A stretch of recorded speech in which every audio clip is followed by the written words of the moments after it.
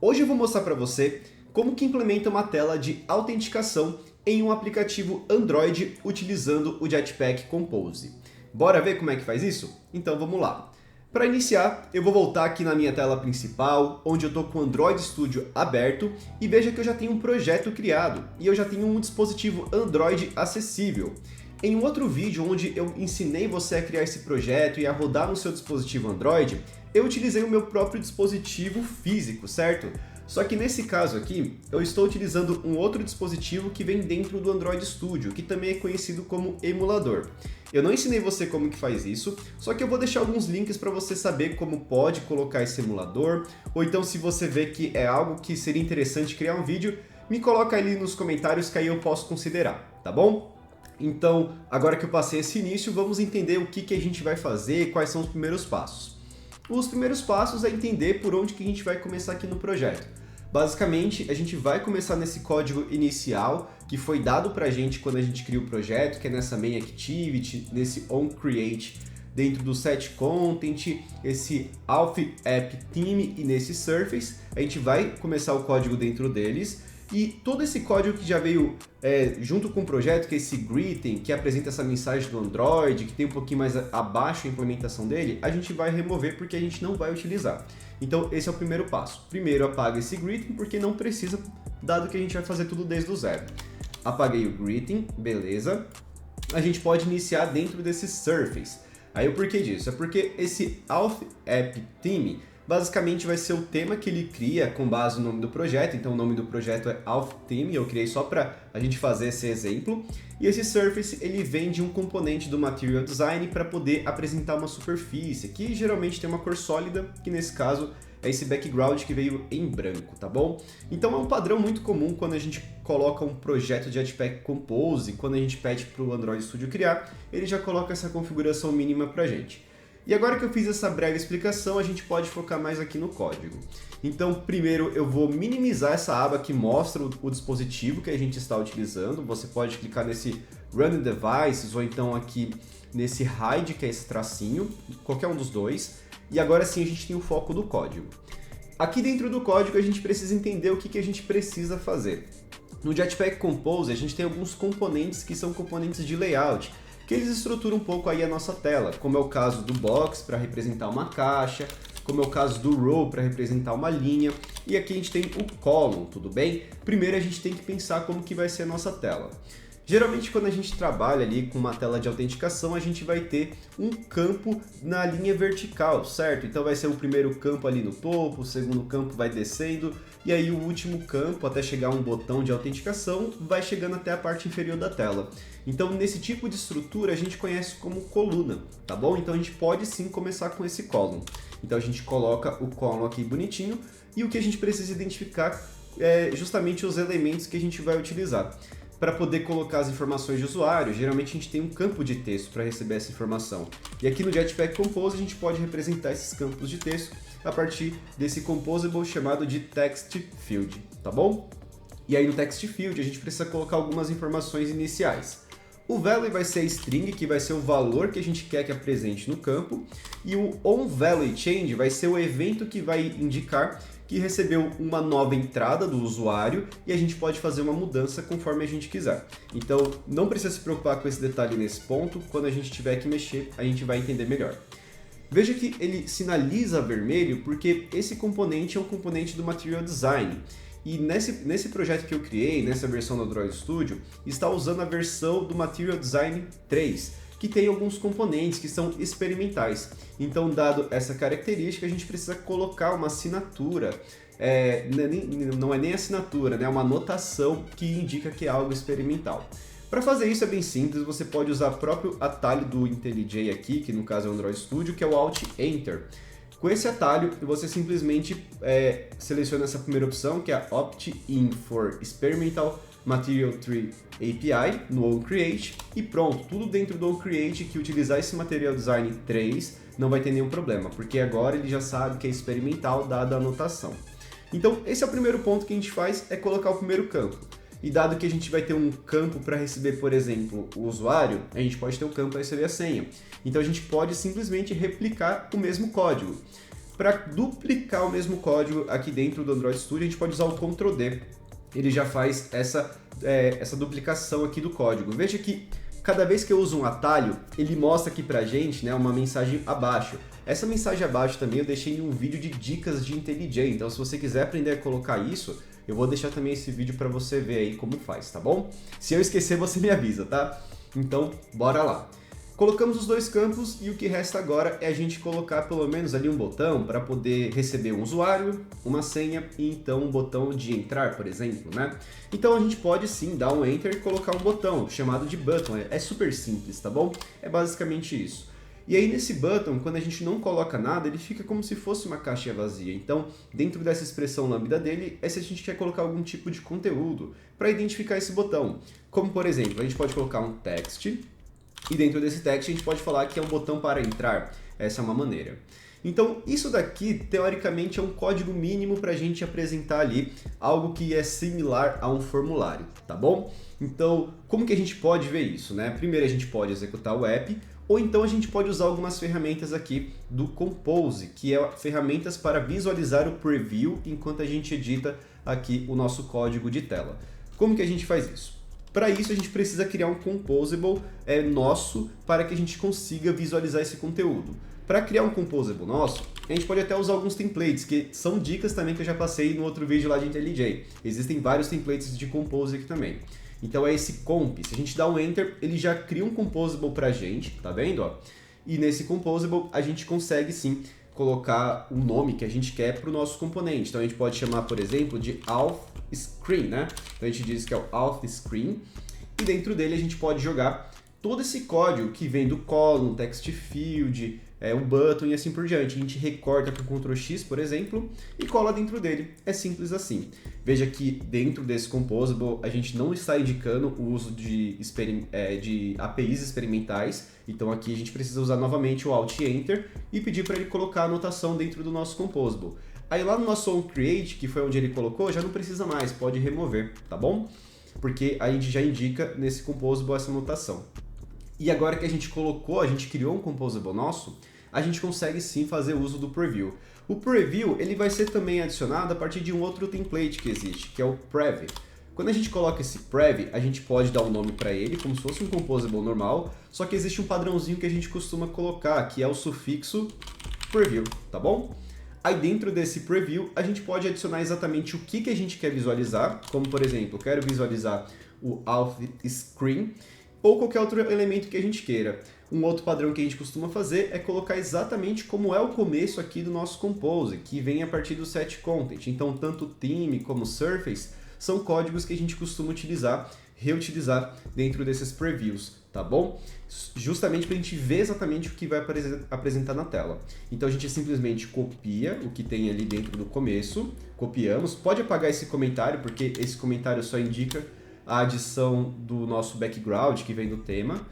E dentro do nosso surface, a gente coloca novamente ali o nosso componente, tá bom? Que a gente criou, que é o nosso auth screen. Agora que a gente fez isso, como que a gente pode visualizar? Para isso, a gente pode abrir essa abinha que fica bem à direita, né, ao lado aqui da setinha, que é chamada de Editor and Preview. E ela é justamente a tela que faz isso pra gente, tá bom? Então, nesse momento, ela está tentando renderizar a tela e apresentar aqui pra gente o que a gente conseguiu configurar. Aí a gente precisa aguardar para ver aí o que ele vai apresentar. Olha só que legal, ele já apresentou mais ou menos como que vai ficar lá no nosso emulador. Então se a gente rodar o nosso código usando o nosso auth screen, ele vai apresentar esses componentes lá pra gente, beleza? Então vamos lá. Agora eu vou adicionar aqui o nosso auth screen, bacana. Adicionei dentro aqui do onCreate, lá no setContent, etc. E agora, só para testar, a gente pode rodar o nosso app e ver se realmente aí funciona, tá bom? Então vamos lá. Deixa eu executar com Shift F10. Veja que o Android Studio conseguiu executar aqui, ó, e olha só que legal, ele já está apresentando aqui pra gente o nosso mini formulário, tá bom? Então veja que ele tem aqui o primeiro campo, que seria para o usuário, e temos aqui o segundo campo, que seria para a senha. Só que tem um detalhe que é importante, eu estou digitando no meu teclado e ele não digita. Mesmo que eu digite aqui no teclado virtual, ele também não faz isso. E isso acontece por quê? Porque aqui no Compose, Existe meio que uma filosofia que os componentes eles tendem a ser stateless. O que isso significa? Significa que eles não têm estado. E estado, aqui dentro do Jetpack Compose, é qualquer coisa que pode mudar. Então, se você precisa atualizar a tela, você vai precisar utilizar um estado. O que isso significa na prática, né? Que se a gente quer usar um campo de texto que vai alterar os seus valores com base em eventos, a gente vai precisar configurar estados para cada um deles. Aí vem aquela questão, como que a gente configura o estado, né? Para isso, a gente vai dentro do código onde tem esses elementos que precisam de estado e a gente vai utilizar agora algumas referências que são exclusivas para fazer essa configuração. A primeira referência é uma chamada de remember.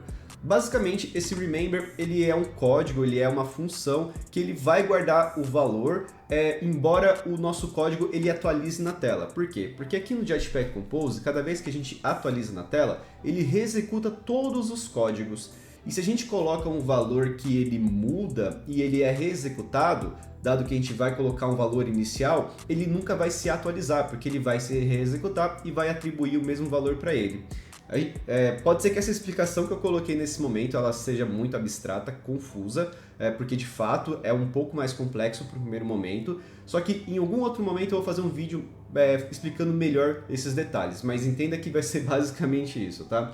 Então você pode simplesmente fazer o import com o Alt-Enter desse remember, e dentro dele a gente pode usar uma funçãozinha que cria esses estados que são mutáveis, né? Que eles podem mudar de valor, que é a partir dessa função mutable state of.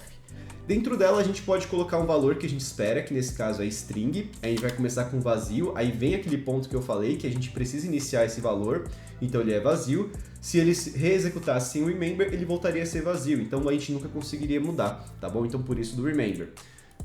E depois que a gente faz essa estrutura com o remember, a gente pode atribuir essa inicialização para uma variável, como por exemplo, uma variável que pode mudar o seu valor com var, eu vou chamar de username, e a gente pode colocar o igual. Uma outra abordagem que é interessante aqui dentro do Compose é que ele tem algumas técnicas para facilitar o uso desse state, porque se a gente usar o state da maneira como ele está, ele vai ser da seguinte maneira, a gente vai colocar o username e ele não vai funcionar no campo de texto. Por quê? Porque ele não é string. Aí para pegar string, teria que fazer o value, tudo bem? Que aí sim ele funcionaria, seria dessa forma. Só que, novamente, tem maneiras de facilitar esse uso, que é a partir de uma delegação de propriedade que a gente tem aqui, que é com o by. Quando a gente faz esse by, basta a gente fazer o import, tanto para leitura como para escrita, que aí sim a gente consegue usar como se fosse uma variável do tipo string. Bem interessante, né? Então, dado que agora a gente conseguiu fazer essa modificação, como que faz para, depois que a gente coloca esse valor como valor inicial, que vai ser vazio, ele mudar conforme a nossa digitação? Vai ser justamente nesse nosso onValueChange. Aqui dentro dele a gente vai receber um novo valor, então a gente pode até chamar de newValue, que vai ser aqui no parâmetro.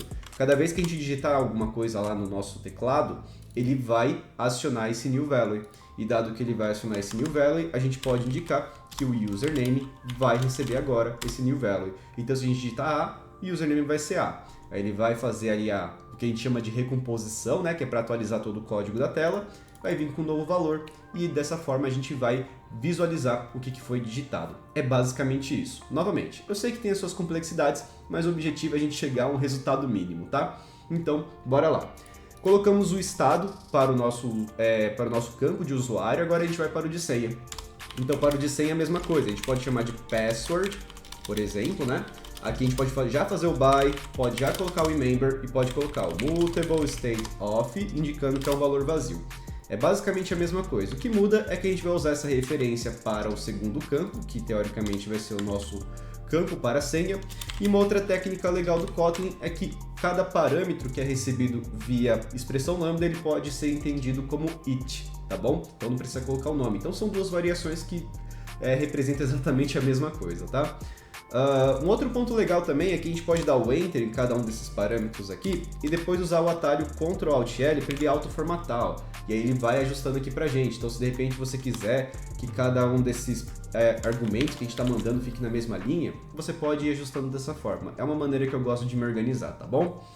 E agora que a gente fez isso, né, agora que a gente colocou esses campos, a gente pode executar o app só para ver como é que ficou. Vamos executar. Bacana, o app foi executado, deixa eu minimizar aqui essa parte de baixo e olha só que legal, vou começar a digitar ó, e aparece aqui pra gente, tá vendo? Olha só que bacana, a gente consegue digitar em cada um dos campos. Aí novamente, recapitulando, cada vez que a gente atualiza esses estados, ele faz o procedimento para redesenhar a tela e aplicar essas mudanças. Então por isso que foi necessário criar esses dois estados, usar o Remember e assim por diante. Novamente, eu sei que é complexo, em algum outro momento posso criar um vídeo, se você preferir que eu crie um vídeo falando disso, eu falo sobre esse conteúdo e eu tenho certeza que vai ser bem legal. E agora que a gente chegou nisso, só para a gente terminar essa primeira parte, que é mais focada na parte funcional, eu vou colocar uma modificação no campo de texto para senha, justamente para ele não exibir esse conteúdo em texto, e sim aquelas bolinhas, como se estivesse digitando algo que tem que ser escondido, tá bom? Como que a gente faz isso? Para isso, deixa eu aumentar aqui o código, Ctrl Shift F12. Para isso a gente vem em um dos nossos argumentos que a gente pode colocar no text field e chama um argumento que é chamado de Visual Transformation. Nele a gente tem algumas implementações para modificar a visualização assim que a gente coloca um conteúdo nesse campo de texto. E uma dessas implementações é essa Password Visual Transformation. É só você fazer uma instância desse carinha aqui, se eu não me engano, ele vai ser aqui, é isso mesmo, ele vai ser um constructor normal, só fazer uma instância dele e pronto, isso é o suficiente para a gente ter o resultado que a gente espera. Quando você salva o código, pode ser que ele consiga fazer uma modificação que seria ali uma modificação direta no emulador. Se ele não funcionar, tudo bem, não é um problema, é só executar novamente, mas para algumas alterações ele consegue, tá? Então deixa eu executar aqui novamente. Bacana, o app foi executado e olha só, o primeiro campo que é do usuário, tudo certo, agora o segundo campo que é para senha, ele já começa a colocar a senha, tá bom? Então esse era o primeiro ponto que eu queria chegar em relação a essa tela de formulário, eu queria chegar nesse primeiro amostra, né, nesse primeiro código funcional, e eu prometo que vou fazer um próximo vídeo aí focando mais na parte visual. Então colocar, por exemplo, um visual mais interessante para cada um desses campos de texto, fazer uma tela um pouco mais bonita aí, né? Colocar uma funcionalidade também para o botão de entrar, para a gente pegar essas informações, criar o usuário, e assim a gente vai progredindo com esse projeto. E agora que você chegou até aqui, eu espero que você tenha gostado do vídeo. Eu conto aí com o seu feedback para falar o que você achou. E agora que também está chegando em mais conteúdos aqui do canal, eu acho que eu vou aproveitar para pedir aí a sua ajuda, né, de engajamento, seja um like, compartilhando esse vídeo com outras pessoas também que são interessadas nesse tipo de conteúdo. E também, se você tiver sugestões para os próximos conteúdos que você quer ver sobre programação, principalmente se for de mobile, né, que eu tenha domínio, fique à vontade para sugerir. Então, era isso que eu queria passar para você nesse momento. Eu espero que você tenha gostado. Um forte abraço e até mais.